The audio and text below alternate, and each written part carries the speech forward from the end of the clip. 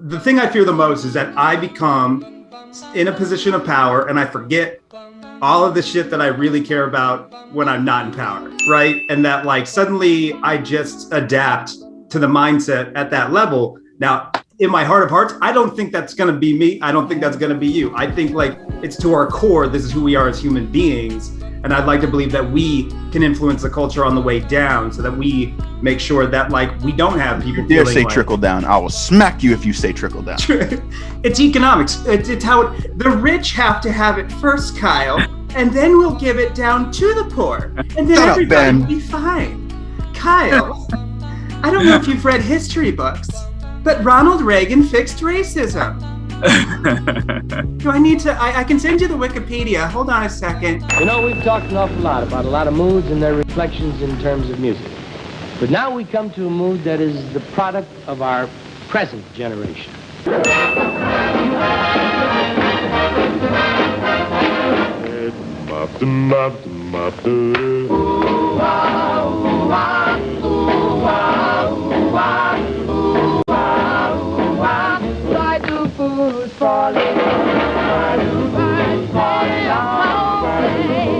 Putting out work that is thoughtful, that is empathetic, and that is inspirational. I sort of gravitate to those kinds of stories anyway. There are artists, there are scholars, but all it takes is $1 from the blood of the slaves. Break the shackles, break the chains. 100 years from today, we will rise as kings.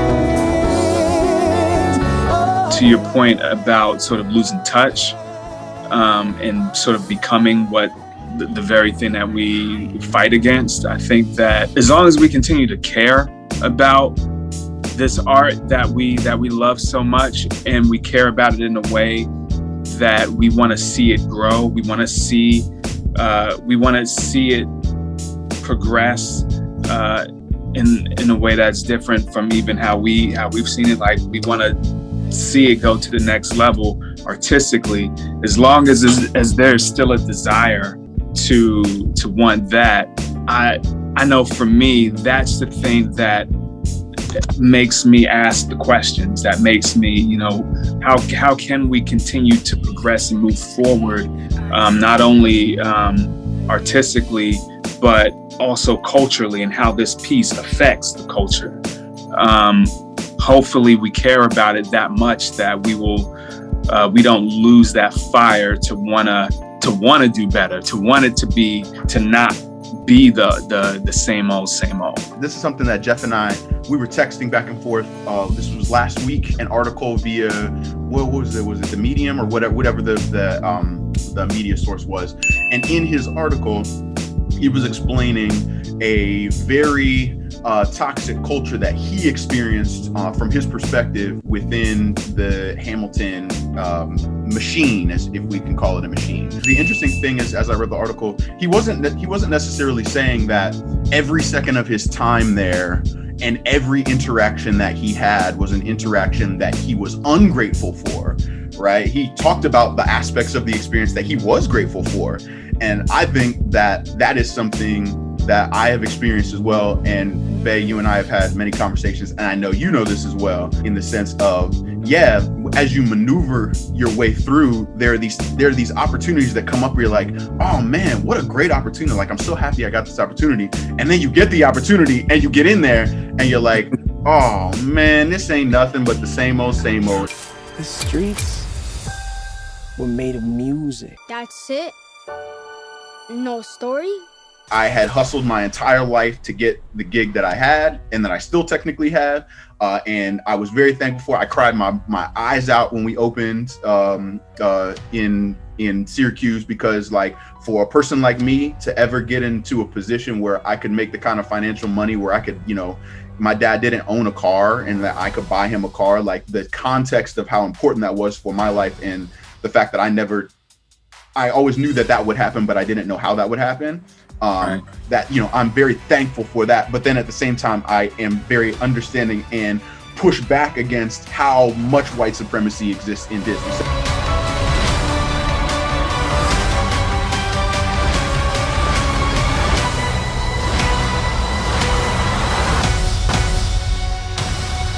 think what Daniel did a very good job of at minimum highlighting what level of truth there is to it is not for any of us. We've never been in the show, but what I think he did a very good job of highlighting is that it could easily be argued and seen that they created an archetype for Man 6, you know, fairly, let's call it fairly attractive, darker skinned, black, mostly gay, if not gay, someone who we perceive to be someone who I can tell you to disappear and you won't ask any questions about it, right?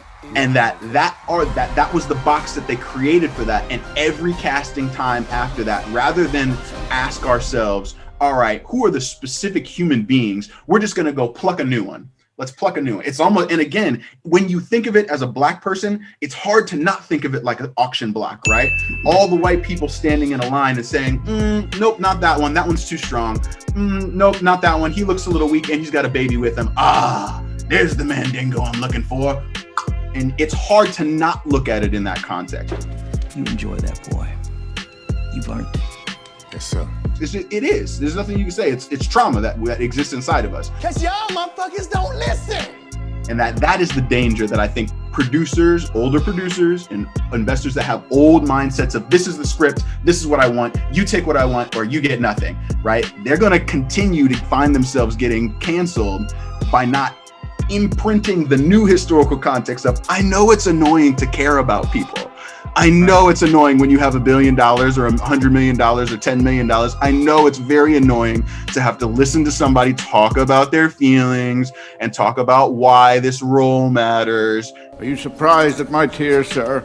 Yeah, but this is the historical context that we're in right now. And if you don't do that, you're going to continue to find yourself in these positions where you are compromised. As a black writer too, it's like, it's hard because you're getting it from both sides. So like, you know, you're getting it from non-people of color, from white people, because, you know, they don't understand the cultural barriers.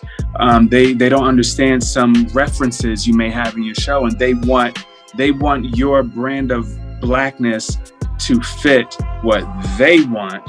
You know, you sort of feel like, I kind of compare it to being like, you're like this waiter in this gala, passing around your dish of blackness, this beautiful, delectable, delicious blackness. Here, have my blackness. Do you want this blackness? Do you want this blackness? You can have this blackness. And you're just hoping that this person gets your blackness, and they're like, I don't want that. Let me, I like that, how that looks, but can you go back to the kitchen, recook it, and don't put as much seasoning on it? Can you just make it the way I want it, then bring it back out, and I'll decide whether or not I want your blackness. Right.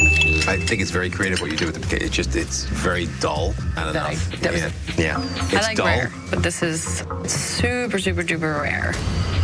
You could be defensive if you want. So you're getting it on that end, and then from at least being black, from the black side, because there's hardly any shows that represent us. The shows that we do have that are coming up, they have to be perfect. He speaks so well. Right. They have to be flawless. And so what I found is that there's this sort of over-critiquing in a way that sort of sets standards that are almost unrealistic, especially for an up-and-coming writer, and standards that you wouldn't necessarily hold to a white writer. Like there's some situations where I would talk to fellow black artists, and I'm like, I know you want to say that to a white person. I know you want to say that to a white writer. Right. I know you wouldn't, but because and I get it. Like there's a certain care that goes into it, but at the same time, it's sort of like what I say about supporting black businesses, right? Where a lot of black people will say, man, I ain't supporting no black business, man. It's unorganized, it's this, that, and the third. And it's like, bro, Target started from somewhere. Yep. You know what I mean? Chase Bank started from somewhere. Yep. You know, you gotta, even if you don't necessarily agree with how they're running their business at that point, okay, give them feedback.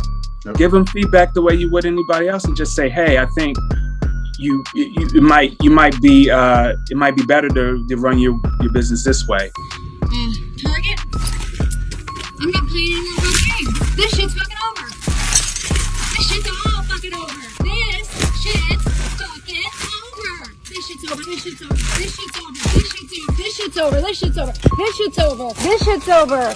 This shit's over. Yay! This shit's over. Woo! Yay! So this shit. Get all this shit off my car. I don't want to do that shit. I don't want to do that shit. Get that shit out of here.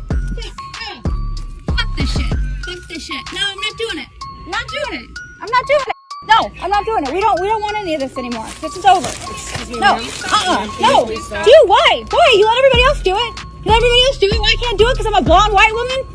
Fucking wearing a fucking $40,000 fucking Rolex? I don't have the fucking right to fuck shit up? But as a writer, like to what we were talking about initially, like, you know, when you're looking at what you wrote, what you crafted, right? Like, and you've now been on the other side of things looking for who you want to populate for those roles. Did that reveal more to you about like the parts of it that aren't having to do anything with the actor themselves and more to do with like the creative vision? What I try to do as a writer is make it, at least if this is going to be a bit part, at least let there be something to sink your teeth into on some level. So where to where you're not invisible, and also like there shouldn't be a role where you are invisible, because each person on stage is supposed to serve a purpose, a very important purpose. Hopefully, if it's good writing, and if it's a good piece, that doesn't necessarily mean that everybody is going to be the protagonist. That doesn't necessarily mean that everybody is going to be, you know, the last one to bow. You know, sometimes you do have to be in the ensemble. I don't know how to put this, but I'm kind of a big deal. Where I do empathize with the article, though, is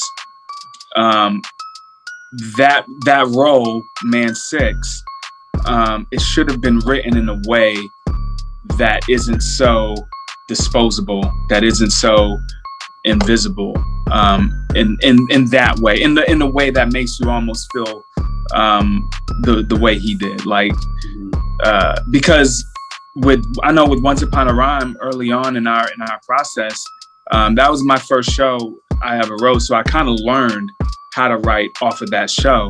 And that was an issue that I had. Like, honestly, like I didn't really know how to incorporate the ensemble in a way that was assisting in the narrative in a way, and didn't necessarily feel like it was just a bit part. That was something that I kind of had to, that was a skill that I had to learn. The intention, and I let the actors know, you know, whoever played these roles, there was always sort of a dialogue in what I wanted out of it. But my skill set, where I am in my skill set right now, I don't really know how to do that yet. That was always part of the development and making sure that something like that is avoided. And we know how casting goes. Sometimes you can't find what it is that you want. And so that's when blessed opportunities happen for many of us, right? A lot of us were not people's first choice. People's first choice canceled the gig, or somebody had a meltdown, somebody became an alcoholic, somebody's parents died, somebody, you know, got a kid, they just had a kid and they were born. And as a result of timing, you're the one who gets selected. She would not be my first choice, that I can tell you. All of these issues sort of stem back to this, of course, white supremacy, in this misunderstanding, not wanting to do the work to really engage Black artists, and not really wanting Black and just artists of color, not just Black, but just artists of color, not really wanting to engage, really wanting us outside of us being on stage. We can be on stage. We can tell this white story of our founding fathers. We can have Black artists tell this story because it's still a white story, but God forbid we have Black writers, we have directors of color, we have producers of color. That's sort of where the disconnect is for me.